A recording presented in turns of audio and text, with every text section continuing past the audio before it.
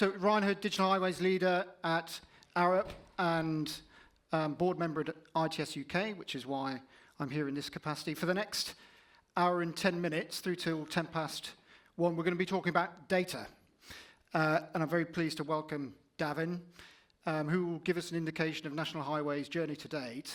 And then we'll move into a panel discussion on the role of data in supporting an integrated transport network, which to me means better integration across transportation modes, land, sea and air, better integration across geographies, authorities and operators, but also better integration with adjacent sectors such as the energy sector, telecommunications and the environment.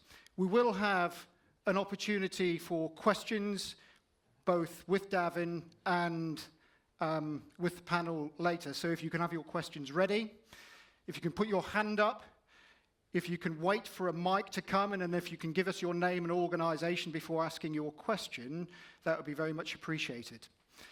Now, moving on to Davin, very pleased to have Davin Crowley-Street, Chief Data Officer for National Highways, here with us today. And Davin's been responsible for the enterprise-wide transformation of data capabilities at National Highways with some really interesting developments, such as Digital Lab and Digital for Customer. And if that doesn't keep him busy enough, he is also a board member of the Digital Twin Hub, working closely with central government and the National Digital Twin Programme. And I also hear a promising musician. So without further ado, Davin. That made me sound very grand, but I'm a dysfunctional fool for the most part of it. But thank you very much for giving me the stage to talk to out there today. I will not be talking at you for an hour about data, so fear not. I won't even talk about databases or data models or schemas or standards. I'm not actually going to talk about any of that. What I hope to talk to you about today is taking a different perspective of our data as an industry and what that could mean for new business models if we only think differently about it, and how that impacts the shape of our organisations, what we do, how we work with each other and the business models available. And it all centres around a very, very simple idea that our data is worth something, that our data is valuable, that it's an intangible asset that we have overlooked, misused, underinvested in and not looked after. Largely because most of us and most of our sector comes from an environment where if you can't hit it with a hammer, it's not real. You know, we are forever invested in roads and bridges and drainage and all sorts. I'm sure if there's people who manage organisations that look after assets here, I bet you could name who was your boss for looking after the bridge. I bet you'd have to go off for 4 days to find out who was in charge of looking after the data about that bridge. And that shouldn't be right. But I'm going to use data to prove my story. It's undeniable that we live in a world right now where costs are increasing. We live in a universe where there's finite physical resources, and England only has so much space. Safety expectations are going up in terms of what customers expect from using a road, and the customer experience expects. You know, we have designed and built roads for certain people. They need to be accessible for all, whether you're in a wheelchair or not. Everyone's experience of our road should be the same. So if you factor that all in, costs going up, finite resources, finite space, the business model of every time demand increases, we physically build more supply, starts to look a bit sketchy. Because if you follow it through as a thought experiment, where do I stop? Do I stop when all of England is tarmac? So our challenge is really thinking about how do we not just leverage our physical assets to respond to increasing expectation, increasing supply, but how do we use our digital assets to do so? And if we are going to use our digital assets to do so, how about those digital assets fundamentally change the business model of how we do things? It's not just about squeezing extra life and squeezing resource and optimization. Thinking of data as an asset really fundamentally shifts how you even organize yourself as a business. So I'll bring you to the chart because I'm a data person, and what kind of a data person would I be if I didn't bring a chart to a presentation? On the right-hand side, you can see the S&P 500. I'm assuming we all know what that is. And the split between the gold and the grey is if you were to value the S&P 500 and split it between its tangible and intangible assets, what the market value was. So in 1975, you could account for 83% of the market value by looking at the tangible assets of the top companies. You know, doesn't take a particularly great data scientist to work out the trend of what's going on there. We are already in a world where the predominant value of our entire economy is based in intangible assets, not physical infrastructure anymore. And I'll give two examples of companies that organise themselves differently that at face value look the same. You can take car manufacturing. Let's take a traditional manufacturing car. They're building cars with computers. They're focused on the factories, the widgets, the numbers. Now let's take some of the other car companies like a Tesla. They're not building cars, they're building computers on wheels. And they're organising themselves around the data. They sell fewer cars than any of the bigger car company, yet their market cap is worth more. Why? Because they're in different businesses. One's a data collection company, one's a vehicle manufacturing company. One's structured around their tangibles, the 10%. One's structured around their intangibles, the 90%. And we can see the difference in performance. And these rules that shape our thinking, they come from financial rules around how we value organisations. Those rules were written before digital data existed. So those rules that we're following as an assumption are making data invisible to the senior leaders of our organisation. We don't know how to invest. Data gets the spare change. You know, what are we going to build? What's left? How are we going to apportion that? I'm sure if any of you running a company now, I bet your IT costs are in your overheads rather than your capitalised assets that you build to. So when it comes to, have you ever heard anyone say at a board meeting, let's invest in our overheads? You know, so if we carry on that same, we're in a 10, 20% reduction every year if we treat them the same way. And the world's not getting better at this. This is a chart I liberated from PwC. One line is in 29, and that's the grey lines, and that was listing the top 2,000 CEOs and saying how important is data to your future. And you can see right across the board, 90-odd%, all of those things, pretty damn important. They then asked, how well are you doing at it? That's the bottom line. Okay, so not very well. Fine, that was 2009. Repeated the survey in 2019. How important is data to your business? Same level of importance. How well are you doing at it? 10 years, no progress. Why? Because we invest in the technology. We invest in the boxes we put the data in rather than the data itself. And we think the low-code Gen AI ultimate platform is going to suddenly magic all of our problems away when it's just a box. So where does that leave us to? We did things differently at Highways. We thought, actually, let's put our money where our mouth is. We valued our data. And these are the results of it, which I think is staggering. This was actually our second valuation. If you read our balance sheet, our annual return, you'll see that our road is worth £156 billion to UK. That is the equivalent replacement depreciated cost, I think they refer to it. If you value our data is worth 69 billion.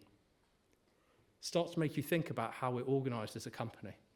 You know, when I think about how agendas used to be, where it was let's talk about the infrastructure, we got 10 minutes to talk about data and the one chart of the graph that goes up or down, versus, well, actually, your data is worth nearly half the value of the road itself. Interestingly enough, because technology is physical, the roadside assets are physical, we can value it. The rules love that. The valuation of those assets is 1.5 billion.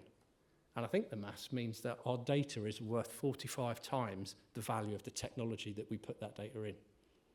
Are we organised correctly as a sector to manage the value of that data? Or are we organised to manage the value of our physical assets? Asset management is about leveraging all your assets to generate value to fulfill your purpose. That's different to infrastructure management, which is about managing the physical assets you have to get there. So I thought that's a really staggering actual perspective of what's our data worth. What did that valuation actually lead to? So it led to the obvious stuff around, you know, how can we optimize our maintenance regimes? How can we be more efficient in how we recycle, renew, refurbish, maintain our assets, etc.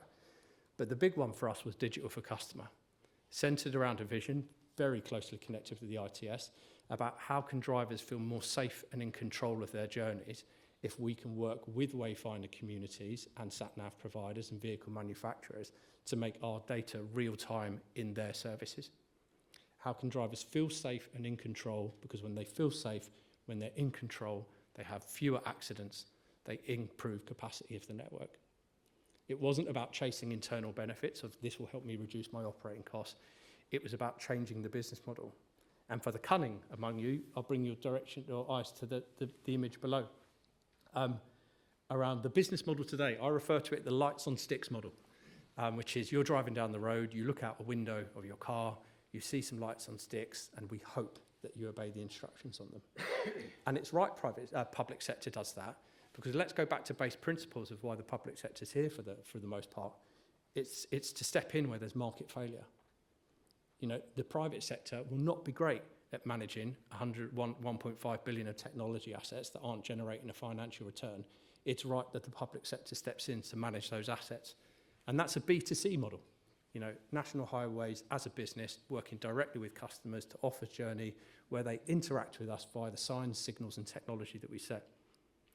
But by valuing our data, by investing in our data, by seeing that as the asset rather than the technology, it's actually opened a completely different business model. So National Highways sharing data with wayfinders and vehicles. You know, we're never going to be a journey planner. One, we don't own the whole road. Two, transport is becoming much more multimodal. So for us to be a journey planner, we'd need to cover the entire journey across England, Wales, Scotland, all of the local authorities and all modes. Why would National Highways do that? You know, I noticed Jocasta sitting there. You know, Google Maps have got a pretty good mapping software. You know, it's pretty good at journey planning. Why are we trying to compete with them? You know, why aren't we recognising our data as an asset, making it available to the people that need it, and turning us, in addition to this B2C model, into a B2B2C model? A very different thing. So you can start seeing the notion of valuing my data as an asset, seeing it as an asset, investing it, has actually generated National Highways to have its first B2B2C model where we're working in partnership. You know, going back to my point, that the public sector being there to invest and step in where the private has failed or where the market is failing. The B2B2C model hasn't failed. We don't need to compete with it. We need to prop it up. Yeah, and we need to do that by recognising our data as an asset, being okay with sharing that data as an asset. And our data is not perfect. I guarantee no one's data in this room is perfect. But as long as we know how imperfect it is, we can still use it to make decisions. So that's it from my ramblings. I was told 10 minutes talk, 10 minutes heckle. And I'm open to any questions. But really what I want to just hope is that this doesn't need radical change. We're doing this already. This needs different thinking to understand what assets do we truly have at our disposal and how we structure ourselves as an organisation to maintain, refurb, renew all of our assets, not just the physical ones, and recognising that we can support a new business model without trampling over the old one and having to reset the country. And we can do so with rapid speed. You know, it does not take 15 years to build data pipelines. It takes months. Brilliant. Why don't we do it? You know, so let's see if we can respond to this shared challenge that we all have around, you know, needing to improve safety of the road network, needing to recognise we can't borrow more money to build massive schemes forever, recognising that if we get together and create a digital economy around sharing our information with common valuation techniques, so we know it's an equitable exchange, that we can actually create new business models that haven't failed and really unlock some of this integrated transport system. So thank you very much. I'm keen for any questions. Well, I'm not keen for any questions actually, but it's a...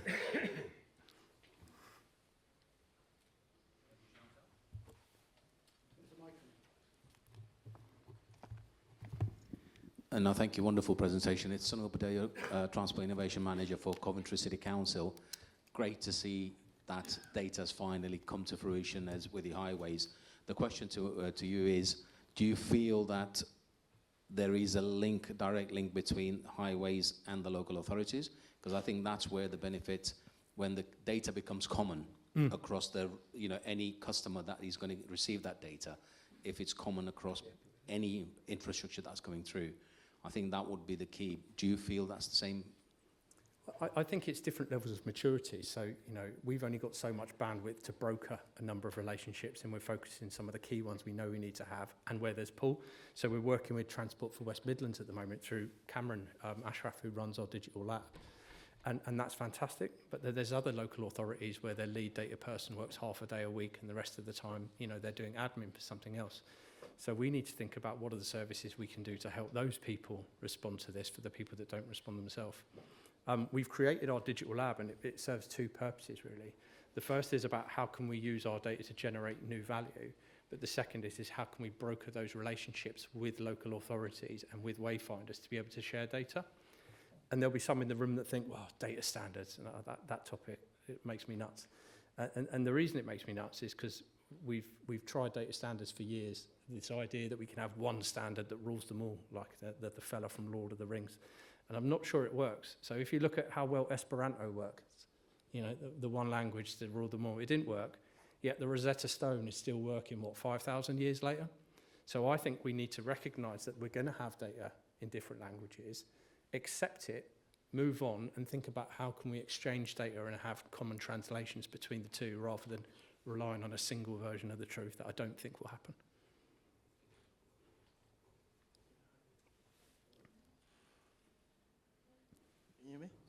Can you hear me? Yeah, thank you. Hi, Gav. Thank you for the presentation. You talked a lot around the data and providing that data to third party to fundamentally influence how other people travel. What do you feel is the role of kind of national highways? Because for all of us, kind of local authority level, net zero is some of the kind of strategic ambitions that we want to get to.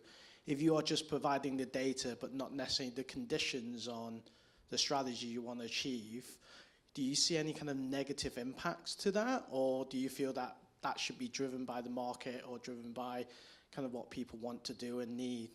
I'm not sure I fully understand the question. So let me rephrase the question. You're providing the data, but not necessarily how you want people to travel. Yes.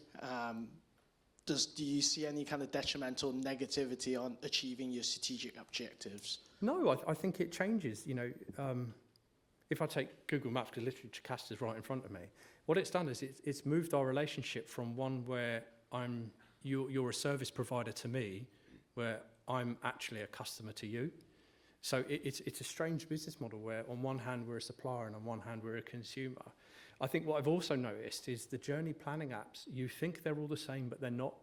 They're all very, very different, and the way they're coded encapsulates the mind and spirit of the person coding them. So if you work with Waze, for an example, you know, company journey planner started in Israel, the predominant coding in how they plot journeys is based around safety, because their initial use case was how to avoid really dangerous areas. Then they went to Brazil as a big launch, and it was about, you know, how do we navigate tourists through Brazil without sending them through the middle of a favela, because that's the shortest difference. So you see their products centered around safety. I won't name others, but other products are centered purely around design. And other products are centered about the environmental impact that they have. And I think what we'll see is not this monopoly of journey planners, it will be journey planners with a preference for how they do things. So I'd love to see a journey planning company that specialises in journey for people in wheelchairs, specialise in journey planning for my son. He's doing his driving tests at the moment. Wouldn't it be great for him if he put in, I want to go visit my nan, and if I drive between A and B, it came up with an option, but if you followed the recommended option, it came up with the safest option and an option that would give him 10% back on his premium for his insurance. So in terms of highways' role, I see us as a neutral convener of the market, that the public sector doesn't see us as a threat, because we're not trying to step on your business model, and bringing people together to create new products and services in a way that protects everyone and raises the bar. Tim Ray, CAPSH UK. Davin, you've done a great job describing how valuable this data is, and it's kind of staggering, really, when you start seeing the 90-10 ratio. My question is around commercial pressures. You guys are a public entity. What happens when that data transfer is being passed from you to a private entity who are making money from it? How do you handle that? Do you give that out freely? Do you recognise its value? Is there a moral case here to say how should we be distributing this value to private companies? What's your view on that potential clash between the greater good? I don't think commercial? there's a clash. I think it's just mechanics. So the difference between monetizing my data versus valuing my data. So if I monetize my data, the engine I would need as an overhead to manage that monetizing would be huge. Your sales, your revenue, all overhead. The amount of revenue I'd get would probably be relatively small. The amount of value I would erode would be massive. Also, what would happen if we started monetizing our data is I would restrict all the small to medium enterprises from being able to play. You know, this is a digital asset. It's a publicly owned asset. I think our job is to make that data available free. But we've got to also remember, by the time it's consumed by another service, it's turned into something else. I have no doubt that companies take our data, mix it with floating vehicle data, mix it with their data, and then by the time it gets to a service that they're paying for or using, it's no longer our data, it's something else. Constituent part. Yeah. So we have no appetite really for monetizing the data, because I think that it, like I said, the main one is it shuts so many people out of the market when my job is to try and enable the market to be successful. We've got time for one more, I think. Maybe two if we're quick. Okay. Hi, it's Simon Scott from Fujitsu. David, just to take you back to the different journey planners have different use cases, just to simplify it. What impact are you seeing on your capacity forecasting and your capacity planning? Is it more complex? Is it becoming easier? How do you forecast forward your capacity planning with all those different use cases influencing the users? I don't think we've answered that yet, Simon. I think that's one of the things we need to do. Right now, we've taken a leap of faith in that if we make our data available and if it's used, people will feel safer and control. I think what that does for our sides is turned us, and Andrew Page Dove, again, I'm name dropping people because they're fantastic people to speak to, turns us from an infrastructure manager into a capacity manager and more aligned to something that you'd see from NATS. So at what point do we go from, managing pieces of infrastructure, it's available, therefore you can use the road, to say how much capacity and capability does our road have, how much does it need, and how do we use things like simulations, working with the data that's coming from Wayfinders to properly manage our network as a system, and more top down and more towards its capacity as opposed to the infrastructure. Hi, I'm Heather from Midlands Connect. I just wanted to ask a question around, the differences you've seen in that 10-year period, that nothing's really kind of changed in terms of it's still important, but, maybe it's not on the agenda. So I've kind of got a question around what do you think can enable that change? And to capability, because as you've just mentioned, people are half a day in a council, or, how do we leverage the number of stakeholders, and where do you think, where regional bodies or can kind of facilitate that change, or maybe have a central data lake or something like that can make a difference? So it's kind of a two-ended question around what do you think the kind of aim we need to get to raise that profile?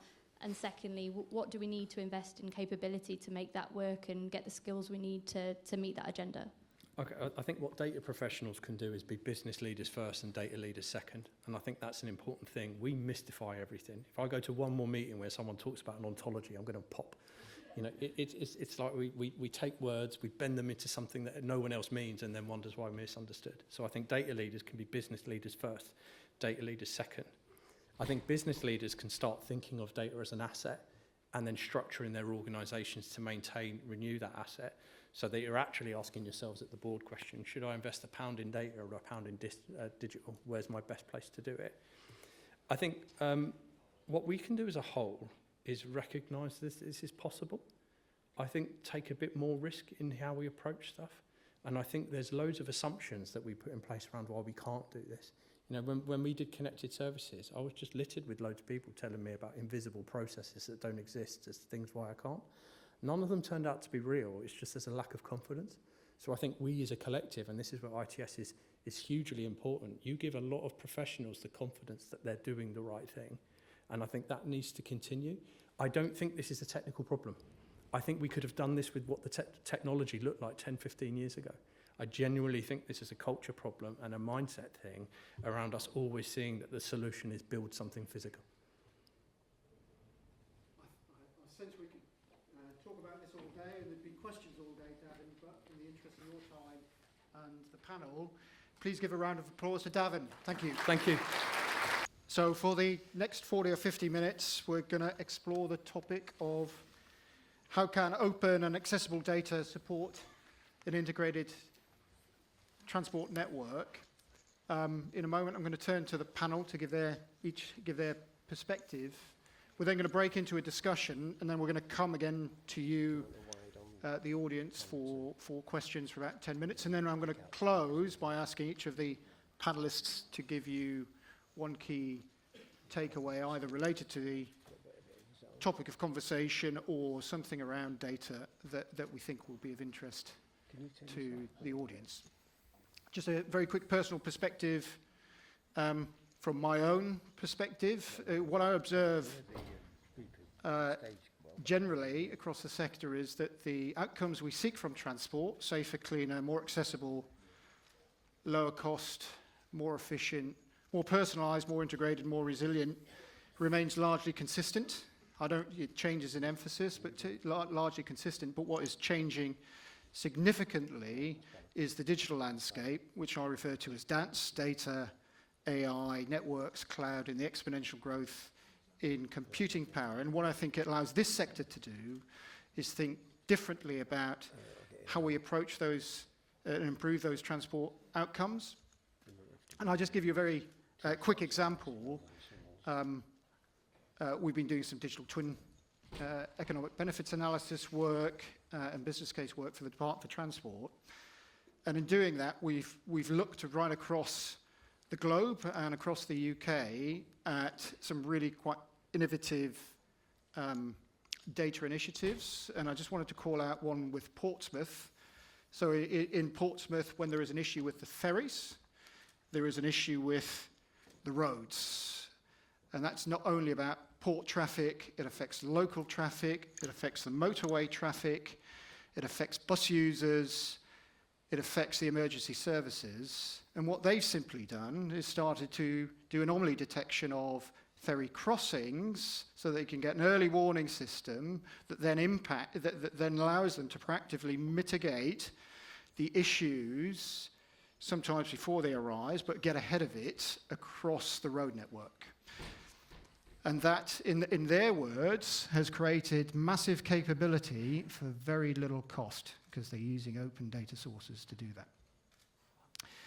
And in doing that kind of review of initiatives and the evidence that we've pulled together, we find that the benefit-cost ratio for such data initiatives is anywhere between 10 and 130 to 1, sometimes very unbelievable, and I think that's one of the challenges we have.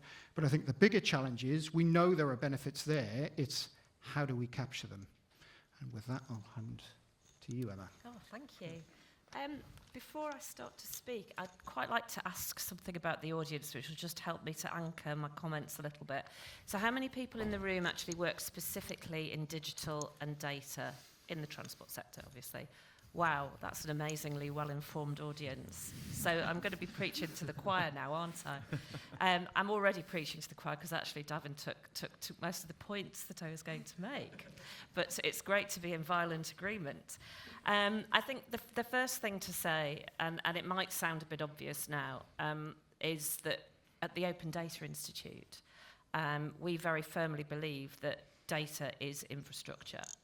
And it was a really interesting point that you made about the data function being in the IT function being considered to be an overhead on the business, and that being one of the kind of reasons why it's not invested. But actually, as part of our response to the government's recent green paper on the new industrial strategy, this was one of the points that we made, because although data was given a mention in that green paper, it wasn't given enough of a mention. And until we actually see data being considered in a much more kind of holistic way across the economy, it's very difficult to see how we can start things to move forward in any kind of systemic way, which is really essential.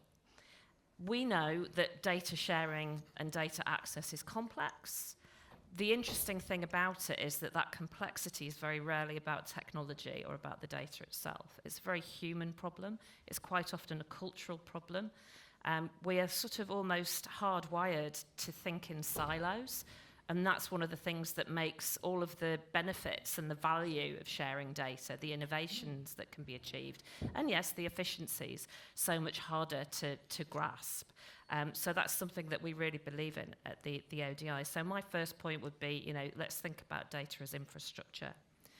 My second point is about transport, and this comes from very much a generalist's perspective.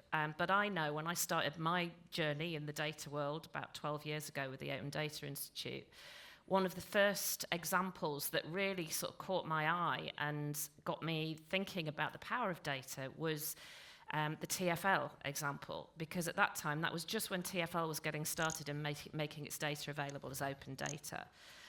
It's really hard to find up-to-date numbers, estimates of the value of that data sharing to the London economy, but it is in the many millions.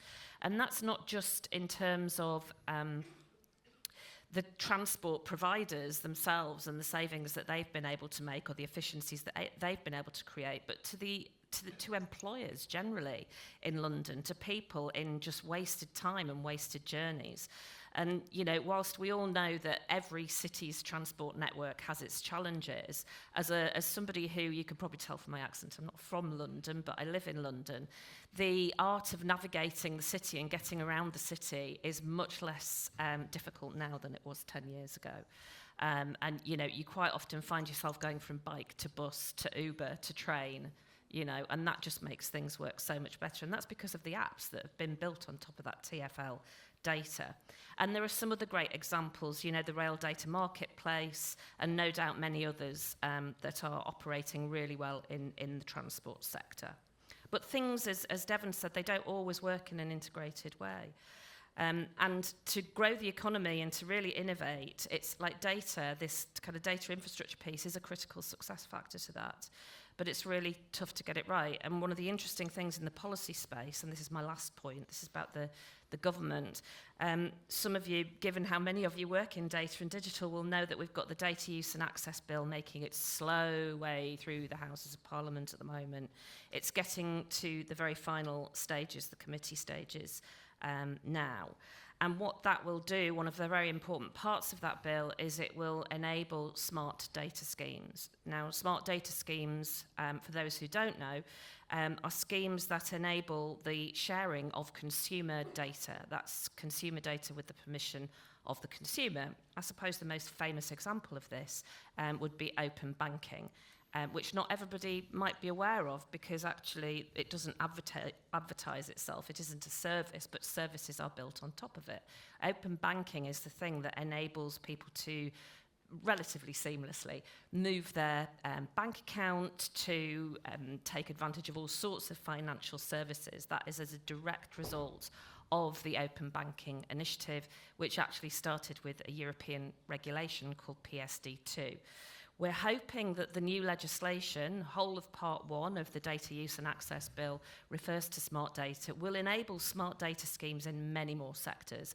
And then we will really start to see the value of that consumer data being shared, not just within sectors, so within the transport sector, but across sectors as well. And that's when you really start to see rich benefits come about. Really innovative new products and services to the benefit of UK consumers. And indeed, I have to say, many more small businesses, being able to, with confidence, build those new apps and services and actually make sustainable business models on top of that data. Thank you, Emma. Sam. Hi folks, Sam Rose. So I'm here providing the government perspective, I guess, off the back of that. So I'm the new Director for Data and Advanced Analytics at the Department of Transport. And I'm going to start by being a little bit controversial, actually, over, I think the title of this session is How Data Can Support Integrated Transport. I don't think data supports integrated transport. I think it drives it. I think it's a fundamental enabler for it. And I guess that's why we're all here and we all work in this area. But I think the question of kind of opening data, as you've just alluded to and Davin spoke about, isn't new, and we've all seen the benefits of how opening data on services and near real-time service disruption has led to that multimodal seamless journey planning that we all now benefit from. So I'd like you to then imagine that multimodal seamless journey planning becomes multimodal seamless journeys. and network operations, and how sharing more data and using digital twin technology, as you've alluded to, gets us to that space where, you know, the bus will wait a minute or so to pick up the passengers from that delayed train because it knows that there are passengers that rely on it for their kind of onward journey. And then taking that a little step further and imagining integrated ticketing. And it's great that we're having this discussion in Manchester with their wonderful B network. But then you're in a world where the passenger is experiencing that multimodal journey as one journey with one interface and one system getting them from A to B. I thought it's also worth mentioning that I think there's more scope for local authorities to open and share more data between themselves and transport operators, and then again with central government, so that we can all support enhanced place-based planning, and that we can all respond more quickly to changes in demand. And as you've just mentioned, and we've heard earlier, we've all seen where innovations in opening data can stimulate kind of SMEs to develop solutions and services. And actually from our side, particularly within accessible travel and transport, which is fabulous in enabling more people to be able to move and experience our transport networks. And all of this, I think, adds up to more people travelling and increased connectivity. And increased connectivity obviously leads to growth, and growth being one of our primary priorities. But in saying all of that, I thought I just wanted to quickly touch on some of the challenges that you guys have alluded to as well. But that kind of data standardisation and sharing, and how we ensure modes and operators can talk to each other. There's no kind of standard data sharing agreement, which then creates those barriers for it to be easy. We want it to be easy, right? Kind of privacy and security will always be issues that people are worried about. And then from our perspective, how do we ensure that all of the rural areas could also benefit from these innovations that we're seeing in our kind of urban centres? And so from a kind of very personal perspective, as we in the DFT develop our transport data action plan, we really want to understand what these barriers are so that we can identify, you know, what role we play in essentially removing them, so that we can create this kind of data-driven, integrated transport network of the future. Thank you, Sam. Thanks, Sam. So yeah, I guess my approach was slightly different. What I decided to do was how to tackle this question. I broke it down and looked at open and accessible, right? So the 2 points that we've referred to, and I didn't think that covered it all. And I think we've also referred to it already, which is about data sharing. I think there's another aspect to this. So for me, if we looked at open data, what I think is really important is around how do we increase the value of open data and the accessibility of open data, which for me is around utilizing things like foundational data sets that you can hang other data sets off of. So what we do at Ordnance Survey is look at things like unique identifiers. So unique identifier associated with a single road, a single street, a single property, I think is absolutely key to how you then enrich other data on top of that. So these identifiers that we're talking about are things like UPRNs and USRNs, which people might be familiar with if you've come from a geospatial background. There's unique property reference numbers and unique street reference numbers. These are essentially the foundational base layers that OS build their data set off of. And examples of these are in practice today. National Highways' digital network model that they've built is built on OS data, which uses USRNs and UPRNs, which then enables them to share data against that foundational open data set. TfL's core and common operating road network, if you've come across that, again, is also built off unique identifiers which enable it to make it more open. And then you've got other initiatives coming along like DFT's DSys, so the Digital Controller Interface Specification. Again, that is using USRNs to create unique infrastructure referencing. So for me, I think that foundational base layer is fundamental in terms of how we create interoperability on open data. If I then look at things like accessible, one of the things that we fundamentally see mostly in terms of the partners and customers we work at with OS is around confidence and trust in data. Most of the customers we talk to essentially say things like, we're not data poor, there's data everywhere, it's more about how do we access it and actually how do we have trust in the data that we're seeing. And I think the perspective I have outside of transport is around land and property. The problems that we have in transport are not unique. Land and property are facing a very similar thing around interoperability of data. You only have to look at HMLR, so land registry, for example, have the same problems in conveyancing. In fact, the reason why, if you've ever bought a home, for example, the reason why that process takes so long is because data silos exist, and it's very difficult for local government to share data with conveyancing services, with regulators, etc. And it's because they don't have an interoperable way to share data. So what we're having conversations with HMLR about is around using UPRNs to hang all that data off of.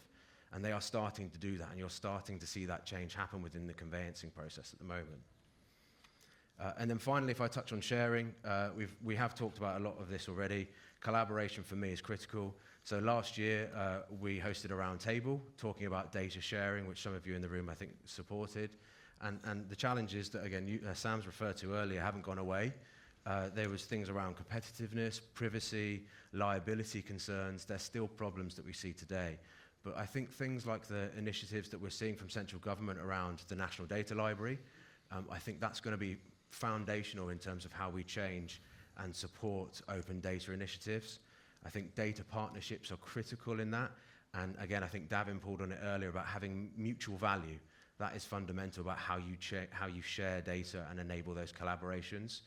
We've probably seen things like the NUAR, so the National Underground Asset Register, again, if you're familiar with that in the utility space, that is built on mutual value, right?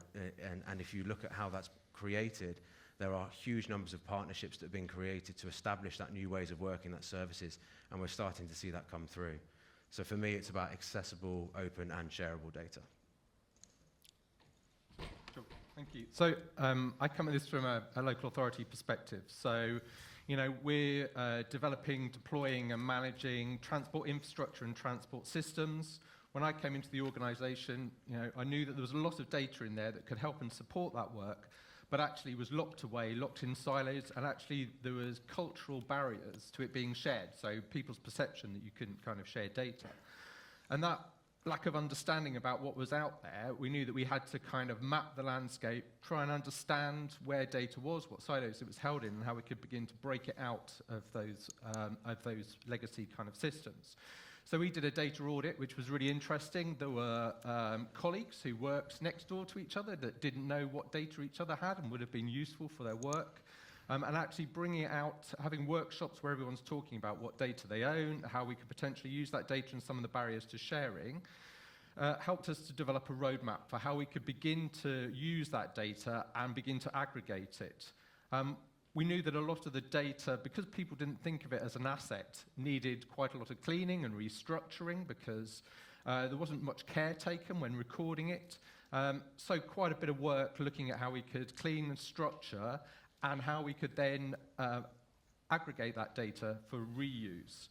And looked at things like standards. And you know, there are some existing kind of transport standards that are pretty widely used, but actually where there were gaps in the standards and how we could share data across not just our organisation, but other organisations.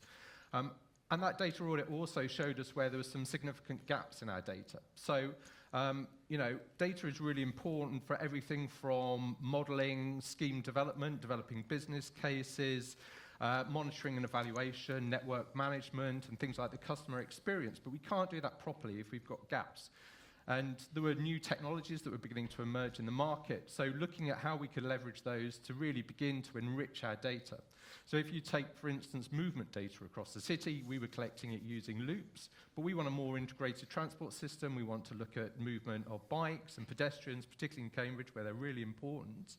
But we just didn't have that data. So using new technologies, you know, low definition cameras to begin to use machine learning to collect that kind of data, fill in some of those gaps.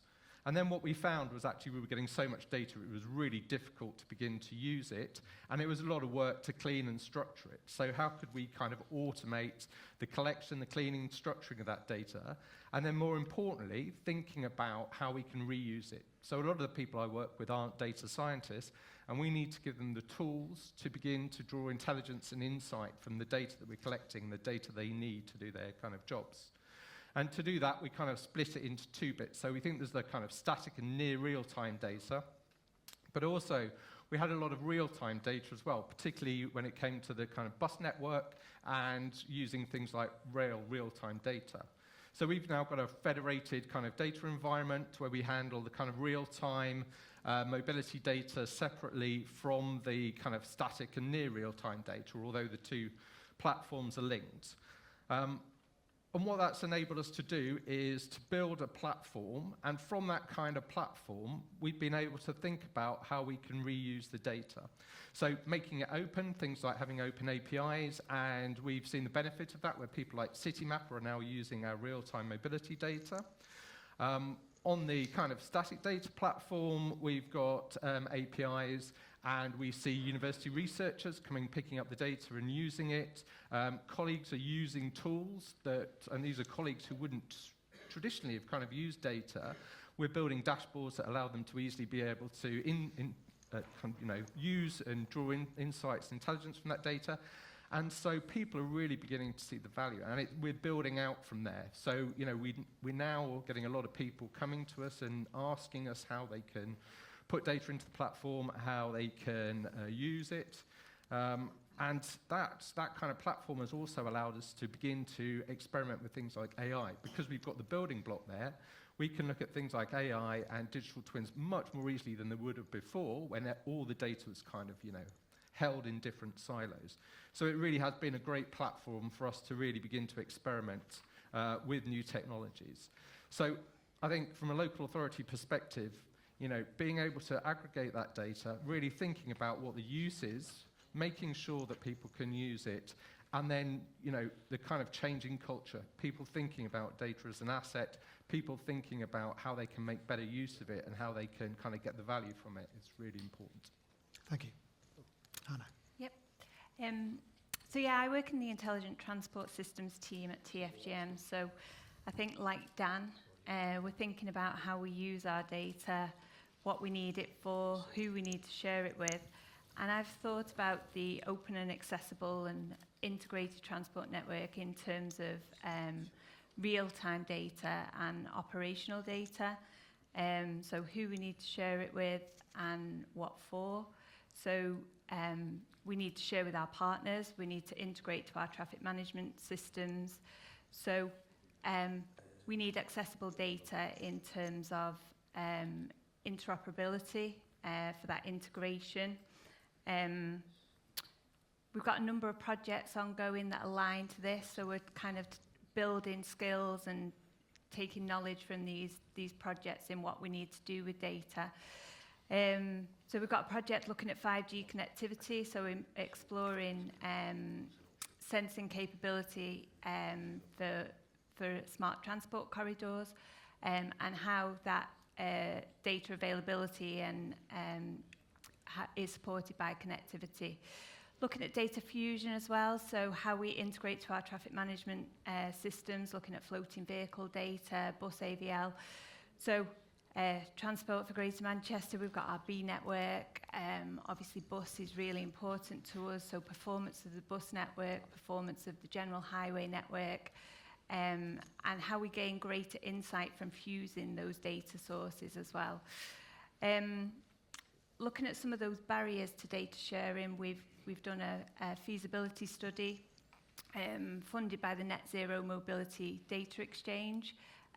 So we did find some of those barriers, and like Dan, we're kind of on that journey to looking at a roadmap of kind of our data landscape. So what are our data gaps? What data have we got? Where is it stored?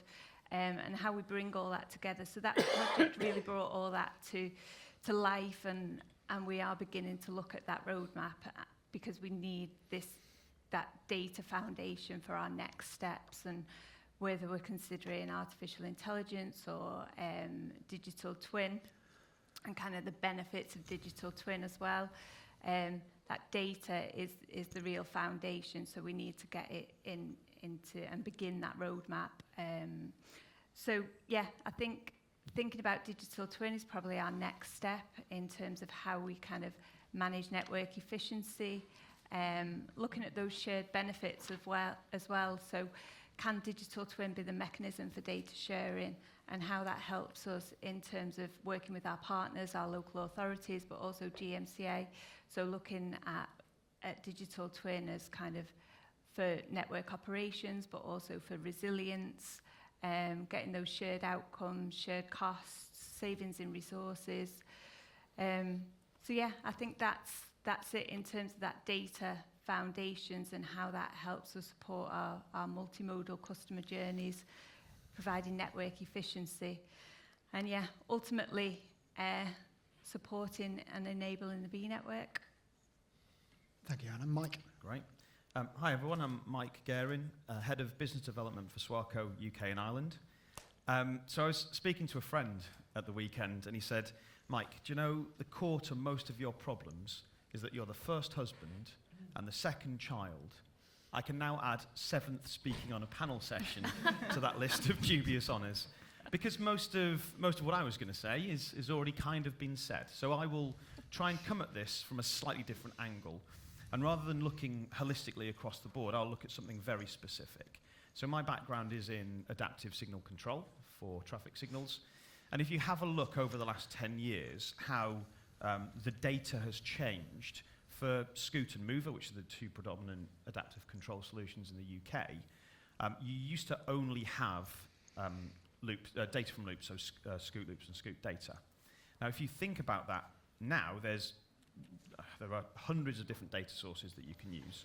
So you've gone from a very small amount of really, really accurate data to a huge amount of data that we still don't know in some cases how valuable that is, right?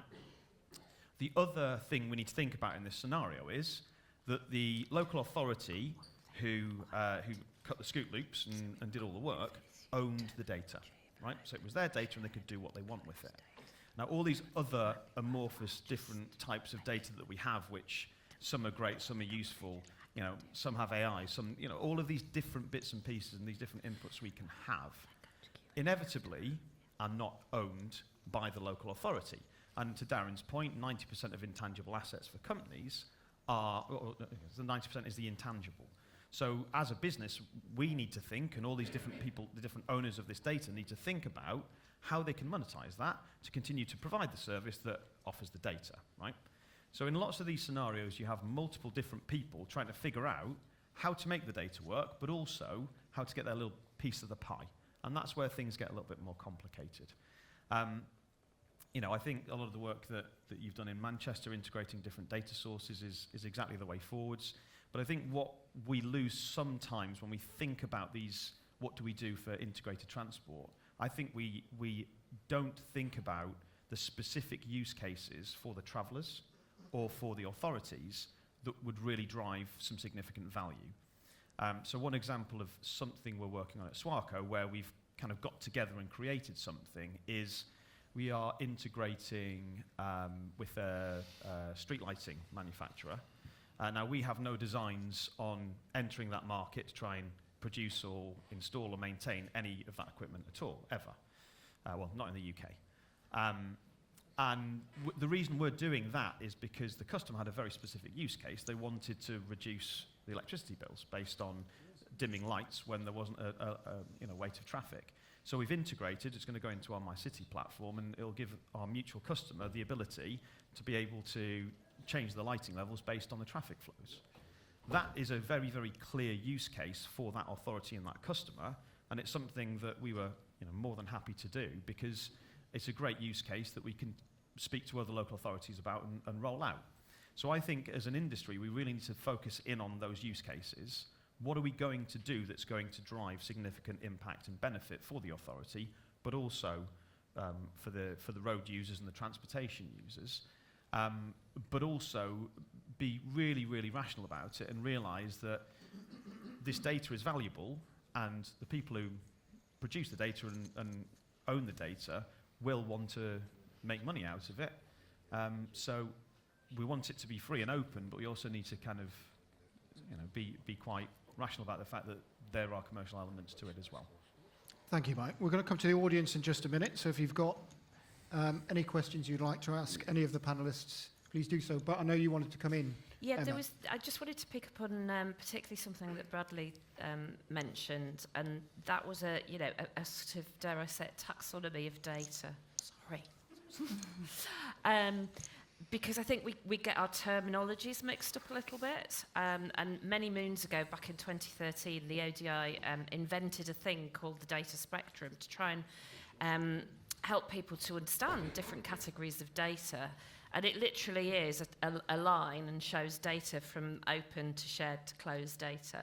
And each category of data, you would apply different conditions around how you might access that data or how you might transact that data, in inverted commas. So, you know, open data is data that is available for anyone to access, use and share.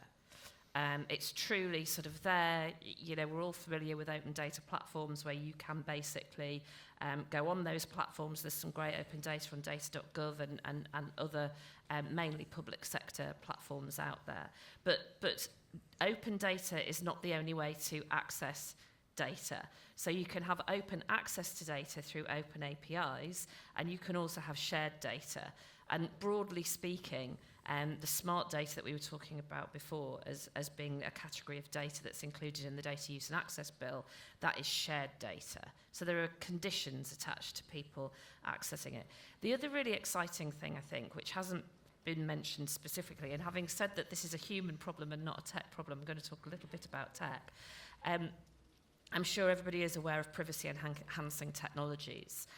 These are really exciting, in many cases, new technologies that basically allow innovation to happen without moving any data, indeed without even, in some instances, sharing data or opening access to data. Because, for example, with something like federated learning, what you do is you take an algorithm to the data, it does its magic, and then it comes back with the conclusions. So, you know, obviously that means that you can keep people's privacy or anything that might be commercially confidential.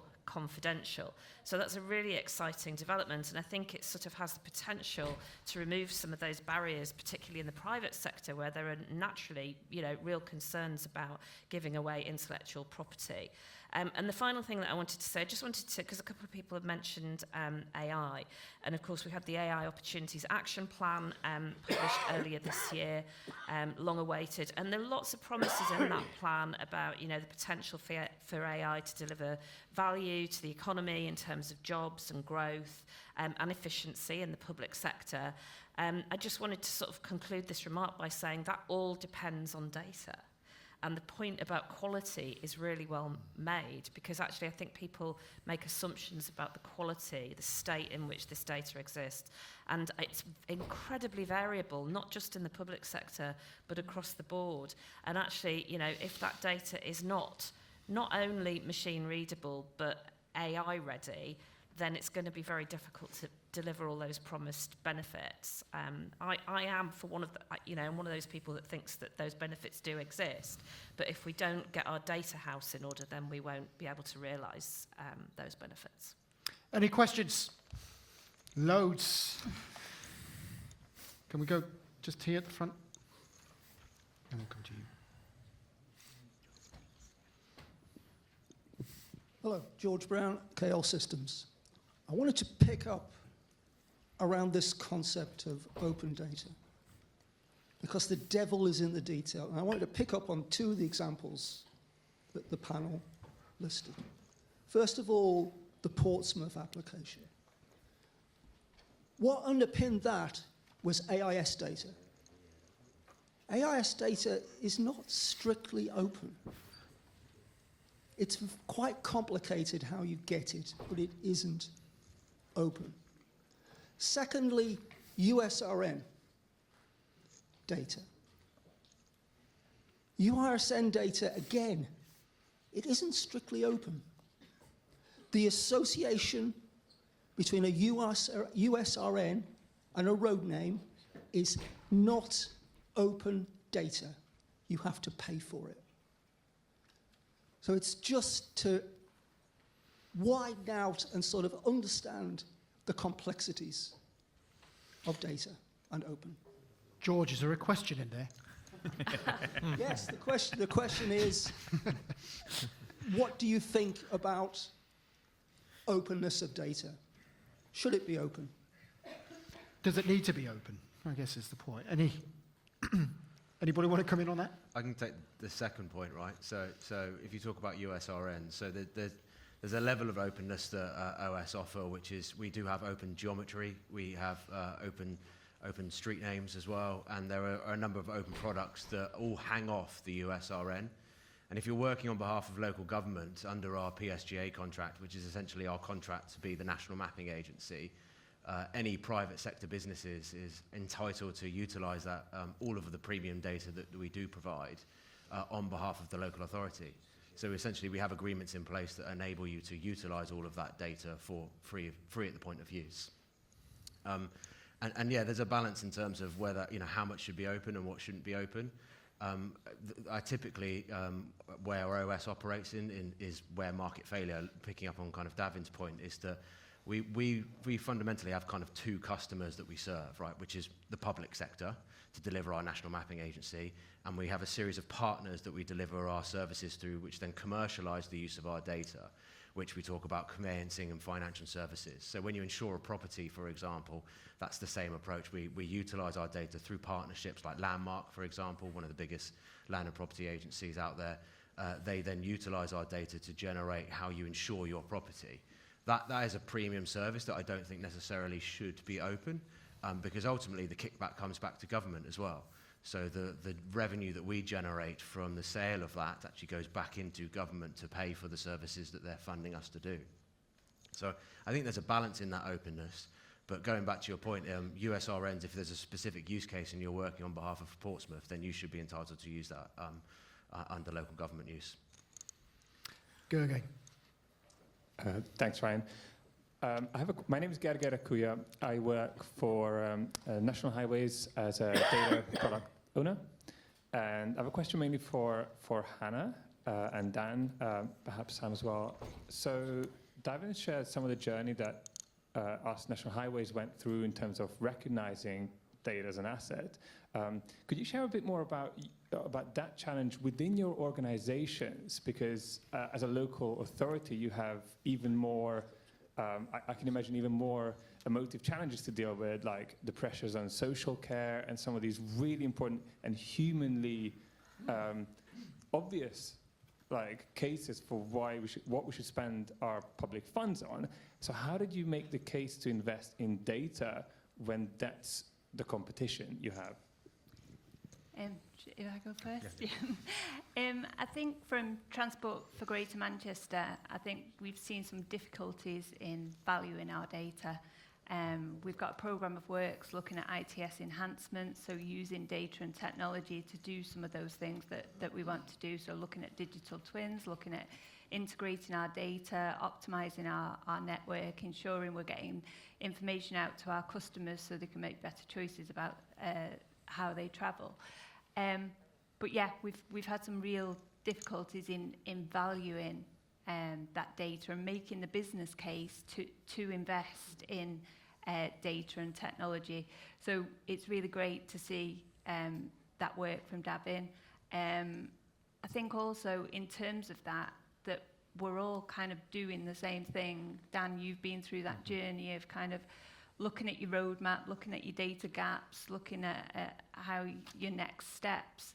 And is that something that we need to learn from? Because we've been engaging with TfL to look at what they've done in terms of their digital twin, in terms of their common operational view for network management, in terms of their incident management systems. So that journey with data and how you get those data foundations in place, should we be kind of learning from each other? And yeah. Dan? So from our perspective, I mean, we've never done a valuation of our data, so we don't really know how much it's worth. But what we have done is we've done, started small projects, trials and pilots, and then scaled from there. So prove the value out in a limited way, and then build on that.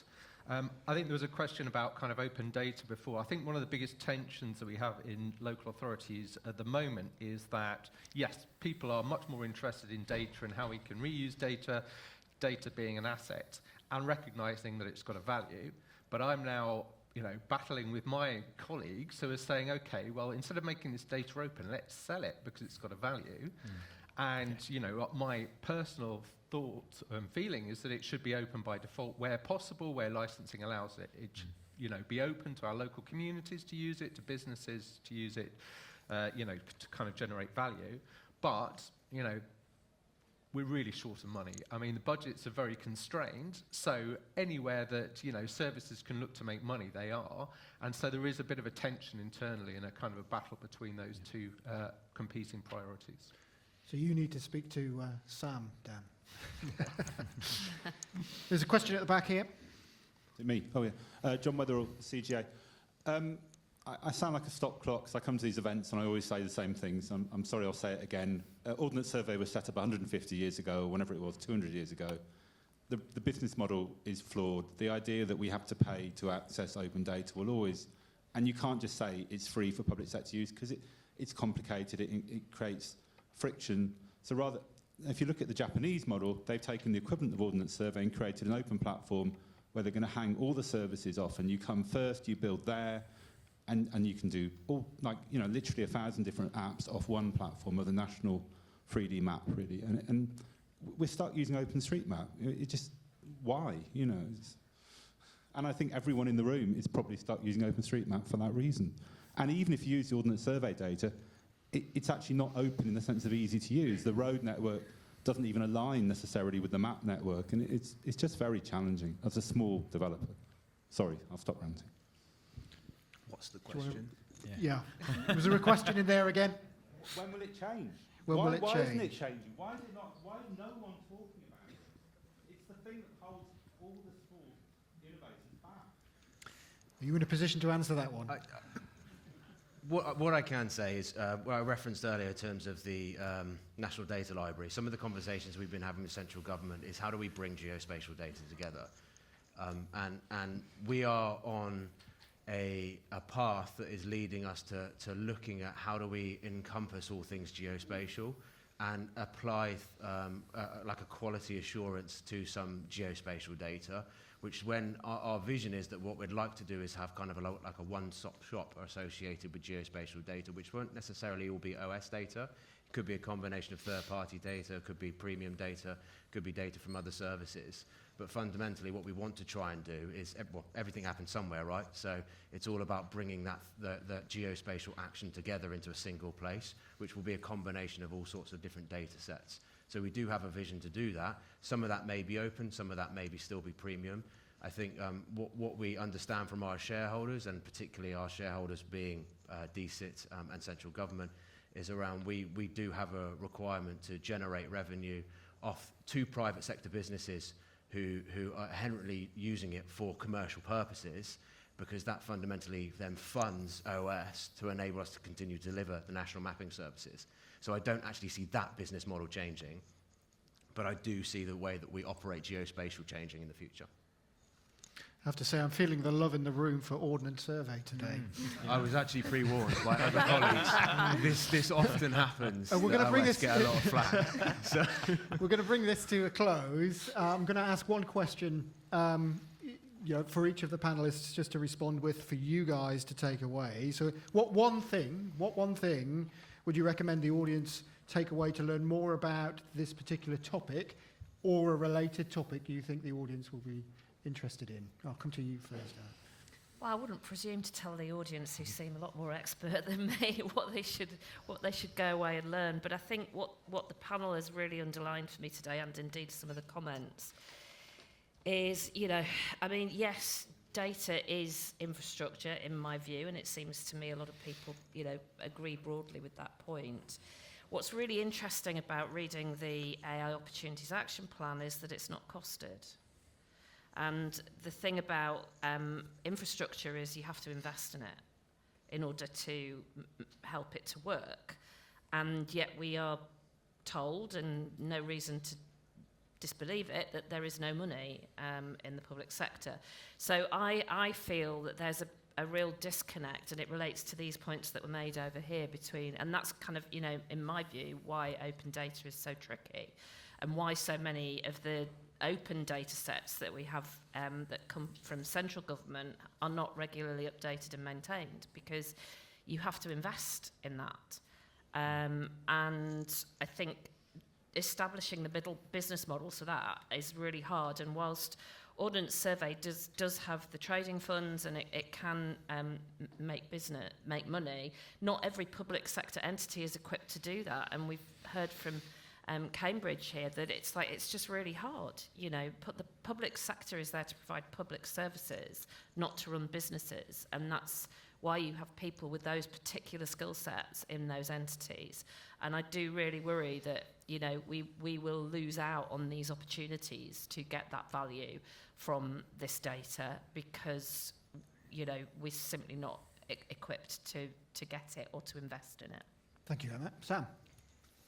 Mine's a little bit more of a plea, actually, that from a transport perspective, I guess whoever you are, local authority, transport operator, bus, train, micromobility, kind of whatever, my plea is that you can think outside of your operational boundaries and think of yourselves as part of this integrated transport system, so that when you're thinking about your data, a little bit like we've heard up here, you're already thinking about, well, who can I share this with to make that journey better for the kind of travelling passenger, because ultimately I think we've all got similar outcomes of kind of greener, more integrated transport networks. Thank you. Yeah, mine's kind of a build on your point, Sam, but also what you referred to earlier, Mike, which is being specific about use cases. So for me, I think collaboration and data partnerships is what we want to see more of, and I think we need to see more of that in this space, particularly around transport. I think we have got really good examples of that in other markets that we see. So I referred to utilities earlier around NUAR and HMLR around conveyancing. They're really good examples about establishing data partnerships and data agreements to solve a common use case and a common good. So I guess, yeah, mine's a little bit of a plea as well, is for us, engage with us around data partnerships, because that's really, really important, and that's what we need to see more in this space. Thank you, Bradley. Dan? So I think, you know, we really need to think about being more collaborative in this. So, you know, as local authorities, the technology isn't the problem. The problem is the use cases, the business cases that sit behind, you know, investing in data. And actually, there's some local authorities who've done some great things. So, you know, let's talk to each other, let's share our learning, let's share our business cases, and then hopefully, you know, as a kind of a sector, we can all kind of grow together. Because I think without that, we just get some like local authorities that are kind of racing ahead, doing some really good stuff, but there's a lot of people that are left behind. Thank you, Dan. Hannah? I think, yeah, just building on Dan, I think we need to keep pushing that digital agenda. I think we've seen some good examples. There are people out there doing good things, and how can we scale those, and how can we kind of take those proof of concepts and kind of make that like business as usual. And I think also Max mentioned earlier the integrated transport strategy, and the key focus of those questions for the call for evidence was about data and technology, which is really great to see that. So I think, yeah, just pushing that agenda, really. And last but not least, Mike. And for me, let's be very specific about what we want the data to do and what benefits it's going to deliver for road users, transport users, and our local and national authorities. Thank you, Mike. So please join me in a round of applause for our panellists and for Davin. Thank you, Davin.